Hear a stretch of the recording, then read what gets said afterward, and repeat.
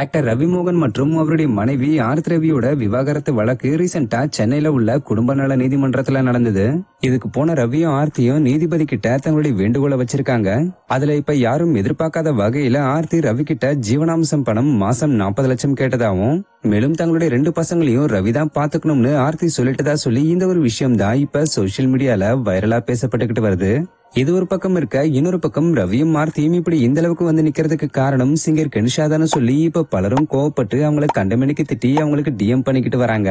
இந்த நிலையில singer Kenisha இதையெல்லாம் தன்னோட இன்ஸ்டாகிராம் ஸ்டோரியில ஷேர் பண்ணிக்கிட்டு வரது மட்டும் இல்லாம இதுக்கு ரிப்ளை பண்ற வகையில சில போஸ்டையும் ரீசெண்டா ஷேர் பண்ணிருக்காங்க. அதுல அவங்க என்ன சொல்லிருக்காங்கன்னா, உங்கள பெரும்பாலானோருக்கு என்னுடைய உண்மையும் வலியும் தெரியலன்றது எனக்கு புரியுது. இந்த மாதிரி மோசமான வார்த்தைகளை என் மேல சுமத்துறது ரொம்பவே ஈஸியானதுதான். ஆனா அதே நேரத்துல என்னை பத்தின உங்களோட அனுமானங்கள் உங்களை காயப்படுத்தினதுக்கு நான் வருத்தப்படுறேன். அதுக்காக நீங்க என்ன மன்னிப்பீங்கன்னு நம்புறேன்.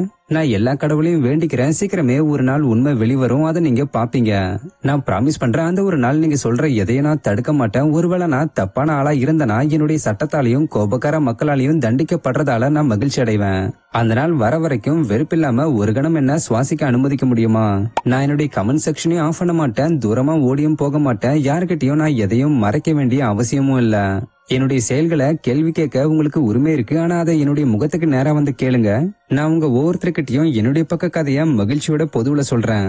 கூடவே எப்படி ஒரு ஆளுடைய போய் உங்களுடைய உண்மையா ஆயிருக்குன்றதையும் காட்டுறேன். ஒருவேளை இப்ப என்ன சுத்தி நடக்கிற எல்லாத்துக்கும் நான் ஒரு தூண்டுகோலா இருக்கேன்னு நீங்க உறுதியா நம்புனீங்கன்னா தயவு செஞ்சு என்ன கோர்ட்டுக்கு கூட்டிட்டு போங்கன்னு உங்ககிட்ட கெஞ்சி கேட்டுக்கிறேன். மீடியானால மட்டுமே வெறுப்பா பரப்ப முடியும்னா அப்ப அதை ஸ்டாப் பண்ணுங்க. நான் ஒரு நல்ல குடும்பத்தில இருந்து வந்த பெண், இவ்வளவு நடந்துகிட்டு இருந்தாலும் என்னோட பக்க உண்மை என்னவா இருக்கலாம்ன்றத நீங்க ஏன் கண்டுக்காம இருக்கீங்க? உங்களுடைய சாபங்கள், பாடி ஷேமிங், அபியூசிங், வெறுப்பு, பொய்யான உண்மைகள் மற்றும் கொலை மிரட்டல்களால நான் என்ன அனுபவிக்கிறேன்றத உங்கள யாராவது யோசிச்சிருக்கீங்களா? நீங்க கர்மாவை பத்தி எல்லாம் பேசுறது என்ன காயப்படுத்துது. உங்க ஒவ்வொருத்தருக்கும் என்ன நடக்குதுன்னு நான் பார்க்க கூட விரும்பல. உண்மை ஒரு நாள் சட்டப்பூர்வமா வெளிவரும்போது பாத்துக்கலாம்.